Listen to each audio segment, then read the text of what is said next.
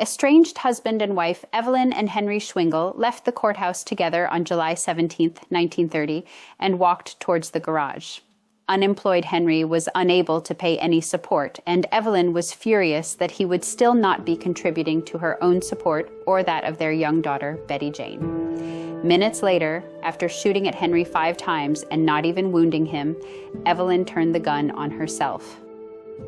Welcome to an audio version of an original article by Kathi Kresol, historian and operator of Haunted Rockford Paranormal Events, Rockford, Illinois. This audio presentation is entitled The Oregon Shooting of 1930. This 2016 article was originally published in the Rock River Times. This audio article is produced by Thomas Saunders for Haunted Rockford. Copyright 2025. When the sun came up on that Thursday morning, July 17, 1930, people in the little town of Oregon, Illinois were bracing themselves for another very warm day. No one could predict that gunfire would disrupt the normally peaceful downtown square.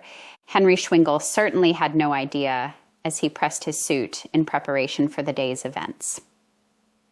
Henry's thoughts on the drive from his home in Rockford to Oregon were probably on having to attend yet another court appearance. Henry and his wife, Evelyn, separated a few months prior, and she kept dragging him into these hearings to try to force money from him. Henry would have gladly paid her the $20 a week to take care of her and their little 9-year-old daughter, Betty Jane, but he just did not have the money. Since he lost his important job at the Paragon Foundry, jobs were few and far between. Henry was glad to finally have secured a job as an insurance salesman for a company in Rockford. It meant leaving his little daughter in the care of his wife, but that could not be helped. It was the Depression, and Henry needed to go wherever he could find work. Henry was concerned about his daughter because his wife was clearly not well. Evelyn had become more and more mentally unstable. It wasn't always like this between them, of course. Once they had lived a charmed life. They had fallen in love and were married in Michigan in February of 1911. They moved to Oregon, Illinois, where Henry found work at the foundry. They became members of the Rock River Golf Club and were active in Oregon Society events. Evelyn had once been described as the most beautiful woman in Ogle County. The hearing on July 17th did not go in Evelyn's favor. She did not work outside of the home and was completely dependent on her husband's income. Evelyn had not received any money for weeks and was furious when the court ruled that Henry would have more time to pay what he owed her. The judge calmed things down, and Evelyn and Henry left the courtroom together. They walked over to the garage, and witnesses later testified that everything seemed fine between them.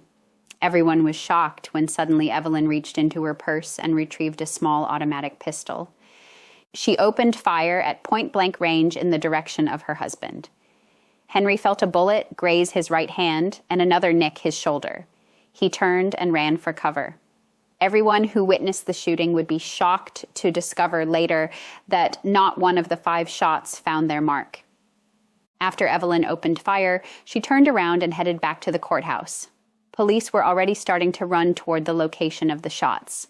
No one could suspect the fact that this woman who walked calmly into the courthouse was the shooter. Evelyn entered the office of the circuit court clerk. She pointed her gun at the lone clerk left during the lunch hour and told him that she would not hurt him. She just wanted to use the phone to call her lawyer. By now, the sheriff and his deputies were at the garage and heard details of what occurred. They raced back into the courthouse, no doubt frightened for everyone's safety. Sheriff Good and his deputy entered the clerk's office and were immediately confronted by Evelyn. She threatened to shoot them if they came any closer. "Kiss Betty Jane goodbye for me."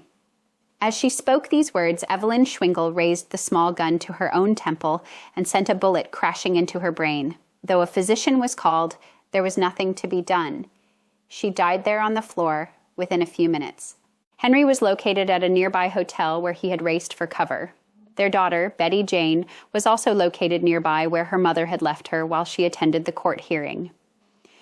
At first, Betty Jane did not want to see her father. She had been influenced by her mother's hatred for the man and taken her side in the separation. Sheriff Good spoke to Betty Jane and explained the truth of the situation and told her of the awful death of Evelyn. Only then would the little girl agree to see Henry. Evelyn's body was still on the floor in the courthouse as the newly reconciled father and daughter left the building. Evelyn was sent home to be buried in her hometown of Merrill, Michigan. Henry and Betty Jean lived for a while in Rockford before settling in DeKalb. Both of their lives were forever haunted by the events that occurred on that tragic day in July of 1930. This is the end of our audio article. Thanks for listening.